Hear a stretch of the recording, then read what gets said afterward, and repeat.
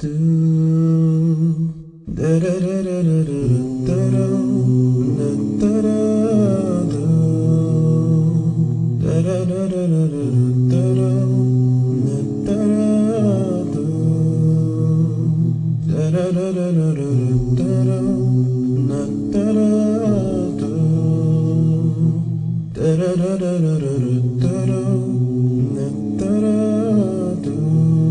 used to live a life alone, living it just for me, and I had no idea this life would judge my eternity. I look at myself and I wondered who created me. I had to open my heart and open my mind and open my eyes to see. Open my eyes and see the existence of what's surrounding me. It's more than just chance, it's more than just coincidence. You look around and see the earth, the moon, the sun and the sky, a beautiful creation of Allah. So how could you deny? How can you deny the oneness of Allah? Allahu Akbar. How can you deny the oneness? Der Prophet a.s. sagt, وَعَلَمْ أَنَّ الْأُمَّةَ إِنْ اجْتَمَعَتْ عَلَى أَنْ يَضْرُوكَ بِشَيْءٍ لَمْ يَضْرُوكَ إِلَّا بِشَيْءٍ قَدْ كَتَبَ اللَّهُ عَلَيْكَ. Wenn die ganze Welt sich versammelt, um dir irgendetwas zu schaden, sie können dir nicht schaden, außer was Allah für dich geschrieben hat. وَلَوْ اجْتَمَعُوا عَلَى أَنْ يَنْفَعُوكَ بِشَيْءٍ لَمْ يَنْفَعُوكَ إِلَّا بِشَيْءٍ قَدْ كَتَبَ اللَّهُ لَكَ. Und wenn die dir etwas nützen wollen, die können dir nichts nützen, außer was Allah für dich geschrieben hat. Das heißt, worauf achten wir? Nimm den Weg der Propheten. Nimm den Weg der Propheten. Praktiziere das. Rufe zum Weg deines Herrn ein. Wofür ist der Koran herabgesandt worden? Wozu? Allah sagt im Koran: Kitabun uhkimat ayatuhu, thumma fusilat min ladun hakimin khabir, alla ta'budu illa Allah.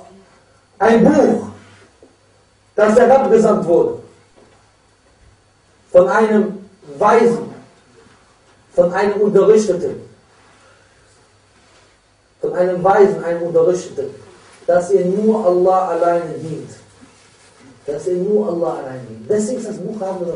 Und das müsst ihr praktizieren. Und Allah sagt im Koran, dass das Kennzeichen dieser Umma ist. Das Kennzeichen dieser Umma. Kuntum khayra ummatin ukhrijat linnas. Ihr seid die beste Gemeinschaft für Muslime, die unter den Menschen hervorgekommen ist. Warum? La ta'muranna bil ma'rufi. Ta'muruna bil ma'rufi wa tanhauna 'anil munkar wa tu'minuna billah. Ihr gebietet das Gute und verbietet das Verwerfliche und ihr glaubt an Allah. Das ist das, was Allah sagt. Das heißt, wenn du diese Eigenschaft nicht hast, nicht zum Guten einlädst, nicht das Schlechte verbietest, dann hast du nicht die Eigenschaft dieser Umma. Und Allah sagt, und jetzt schaut euch mal um. Schaut euch mal eure Gegend an. Hackenburg, Köln, egal wo du hin bist. Egal wo du hin bist. Ich nenne euch ein Hadith. Hört euch das genau an, was der Prophet sagt.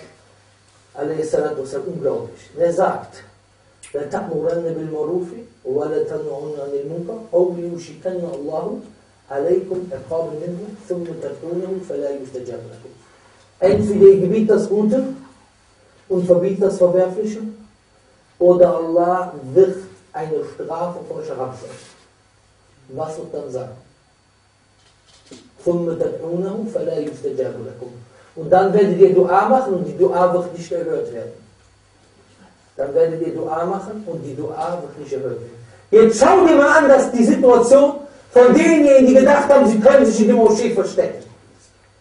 Wo ist die Aktivität? Ich frage dich, wer ist zu dir nach Hause gekommen? Hat gesagt, was macht dein Sohn? Was macht deine Tochter? Was machen deine Kinder? Was machst du? Was macht deine Mutter? Was macht dein Vater? Beten die? Fasten die? Sind die die Religion praktizieren? Wer ist da hingekommen? Die Zeugen Jehovas sind gekommen. Garantiert war die schon bei jedem vor der Tür. Die waren garantiert schon bei jedem vor der Tür. Oder haben versucht, dir eine Broschüre zu geben.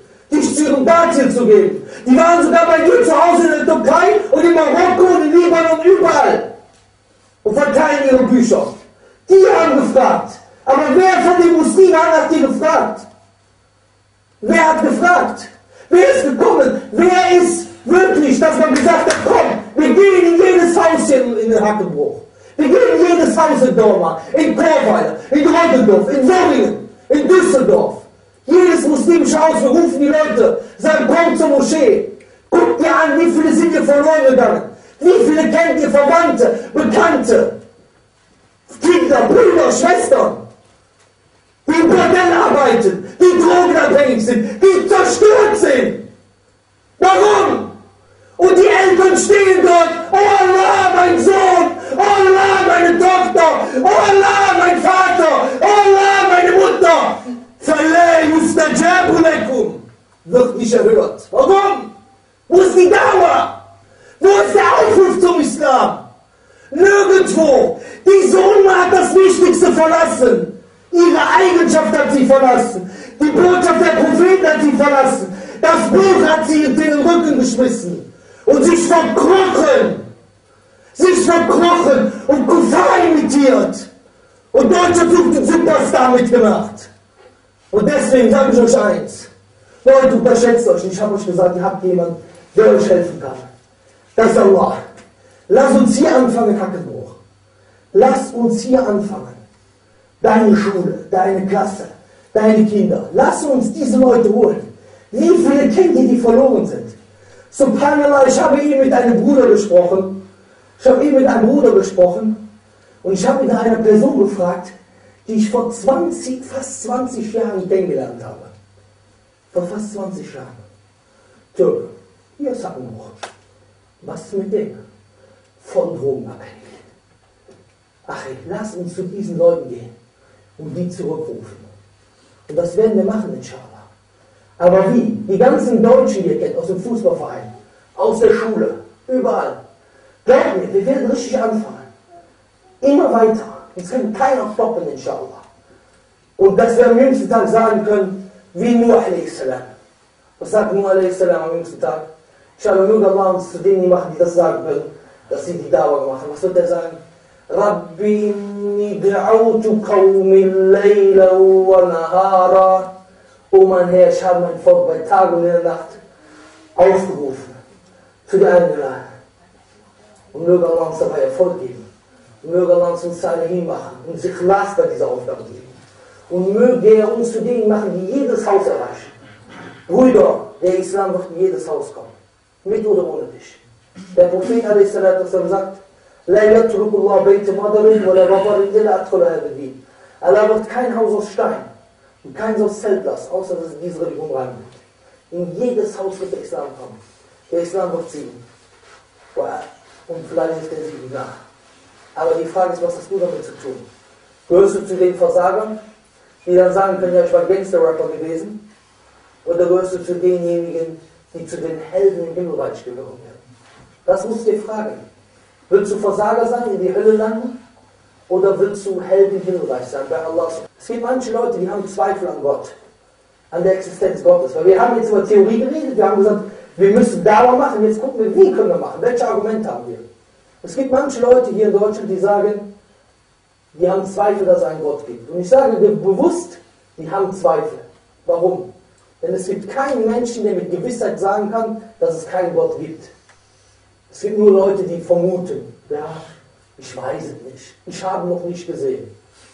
Das ist das erste Argument, ich habe noch nicht gesehen. Hast du gesehen? Dann werden wir sagen, erstmal, etwas nicht gesehen zu haben, ist kein Beweis dafür, dass es etwas nicht gibt. Punkt 1. Weil es gibt viele Dinge, die wir nicht gesehen haben, die wir aber glauben. Napoleon hast du nicht gesehen, Liebe hast du nicht gesehen, Magnetwellen hast du nicht gesehen. Du hast die Wirkung davon gesehen, von Magnetwellen. Oder von Radiowellen. Hast du Radiowellen gesehen? Nee. Du hast die Wirkung davon gesehen, dass du Radio hörst. Aber du hast keine Radiowelle gesehen, weil die unsichtbar ist. Aber Allah kannst du auch nicht sehen, denn Allah sagt im Koran, du kannst sie nicht im Diesseits sehen. Ihn umfassen die Blicke nicht, aber er umfasst die Blicke. Das heißt, wenn du sagst, du hast sie nicht gesehen, das bestätigt eigentlich den Koran. Weil der Koran sagt, dass du ihn nicht siehst, außer im Jenseits, da können die Gläubigen ihn sehen, inshallah.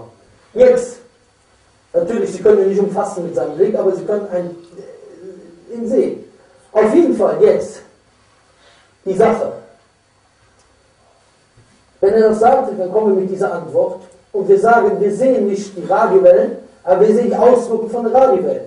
Und wir sehen den Schöpfer nicht, aber wir sehen die Auswirkungen von dem Schöpfer und das ist die Schöpfung. Schau dir nur den menschlichen Körper an, dann gibst du ihm das Beispiel. Menschlicher Körper. Du sagst zu ihm, deine Nieren, die machen hunderte chemische Analysen zur selben Zeit. Wenn du eine Kläranlage draußen auf der Straße finden würdest, und du würdest sagen, ich weiß nicht, wer die gebaut hat, da war bestimmt eine Explosion, da hat sich die Kläranlage so zusammengebastelt, dann würdest du sagen, du hast keinen Verstand mehr. Das heißt, wenn du nicht akzeptierst, dass eine Kläranlage aus Zufall entstanden ist, weil das ein kompliziertes Gebilde ist, wie kannst du akzeptieren, dass der Mensch Nieren hat? Eine einzige menschliche Zelle ist so kompliziert aufgebaut wie eine Fabrikanlage, hier, wie Bayer Dorman. Meinst du fährst an Bayer Dorman vorbei, da sagt jemand, okay, war bestimmt ein Windstoß, aber auch vorher ein Schrottplatz, da hat sich alles zusammengebastelt. Ja, verstehst du? Das glaubt dir keiner. Eine einzige menschliche Zelle ist wie eine Fabrikanlage. Das wird dir keiner glauben. So, da wird jeder sagen, okay, wir akzeptieren das. Die Schöpfung hat einen Schöpfer. Jetzt kommt die nächste Ausrede. Die nächste Ausrede ist, ja, wenn es Gott gibt, ja, warum passieren dann so viele schlechte Dinge? Was sagen wir dann? Wir sagen, dass schlechte Dinge passieren, ist kein Beweis dafür, dass es keinen Gott gibt. Das ist nur ein Beweis dafür, dass du ein falsches Konzept von Gott hast.